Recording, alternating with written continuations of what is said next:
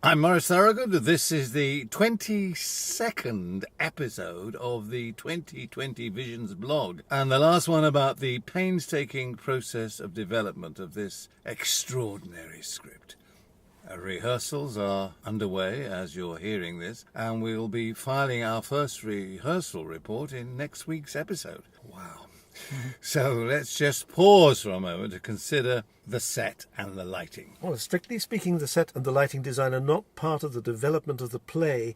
After the preview run, there will be a pared-down version of the script with minimal stage directions, so that future directors may be able to realise the action in their own ways. Well, then, Maurice, give us some insights into the way you went about designing the set. I had to start with the idea of a room in a flat. It's the flat of an elderly gentleman who'd no doubt lived there for the past 25 years. So what kind of furniture would he have?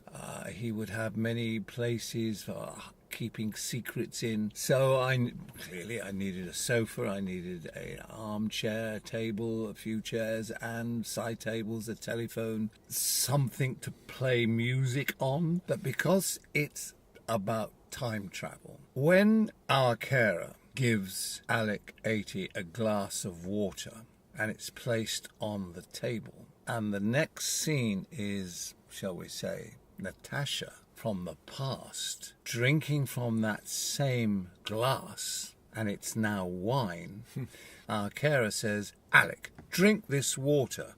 When Natasha drinks from the same glass, it could be wine. So as long as that glass is put back in exactly the same place, when Natasha leaves the scene and we return to the present, nothing has changed. They were the principles of time travel. Maurice, just looking at your map of the stage here, I can see the need for the furniture on the left. On stage right, you've got the table there and the sofa at the back. And then you've got this enormous rug space. Well, I have found a rug. It is just simply to bring a little bit of truth to a room. We're working on a black box principle. In future productions, I would hope to have a full set. So by putting a rug down just suggests that we are in somebody's home.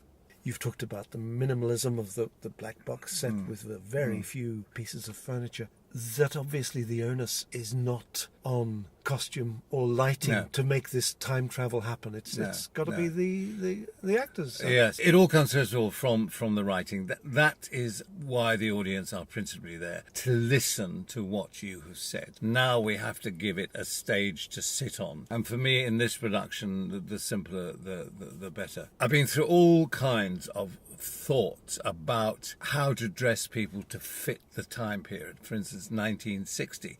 Do our two actors playing the 1960s characters dress in 1960s? No, they don't. It's not necessary because it's all in the writing. Alec 80 tells us 1960 visions, I call that, and two ghosts from his past appear. That makes me think of the subject of lighting. The lighting, like the costume, does not have to reflect the fact that we're in the past or the present, because Alec 80 is now in his present form, seeing what happened in the past. We don't have to tell the audience through a lighting change that's happened. They'll know. As soon as they see the two ghosts, they know. They've got the words, the action, and the music. Exactly. Oh, and the music, because we've got all your lovely music to go on top of all this. So how many ways does an audience need to know we are now in the past? They need one, and that's in the writing. My hope is this play goes on, and then our task will be, someone says, well, here is a bigger budget, not to get on that bigger budget bandwagon, but still to control ourselves and not start dressing it up. We've still got to remember it is a simple telling of a story that is all there in the writing. Maybe there'll be more lights on stage, but it's still that concept. Maurice, you made me think of something for the first time. You know, we often lament the fact that we've got no budget, but it's just occurred to me from what you've said that it is the very absence of fripperies that has forced us to minimalise everything and to concentrate the action on what is on the page and what the actors are doing. And that's been a very powerful force in the development of this piece. That once you've got the play on in that simple form, then it's ready to go to the next stage, but you've got to hang on to that original idea. I've long had the impression, and this is from working with you on various different types of set where I've been doing the photography, I have come to the conclusion that your production of 2020 Visions is adaptable. And by that I mean it happens that the actors will see in front of them rows of seated audience. But of course, you often work in the round. And I've noticed your technique for creating corners so that all of the audience can see entrances and exits. I would love to do this in the round, or indeed on a thrust. Any staging you like. I wouldn't mind doing it actually on location in a flat in Maida Vale. And the audience invited up to the flat, and they're sat down one wall, and they're wherever. This play is adaptable. You can put it anywhere you like.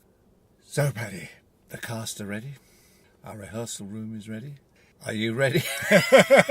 I think so. I'll tell you afterwards.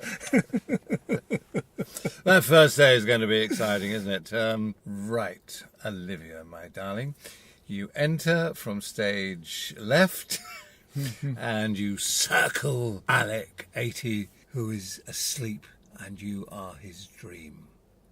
And the rehearsal starts.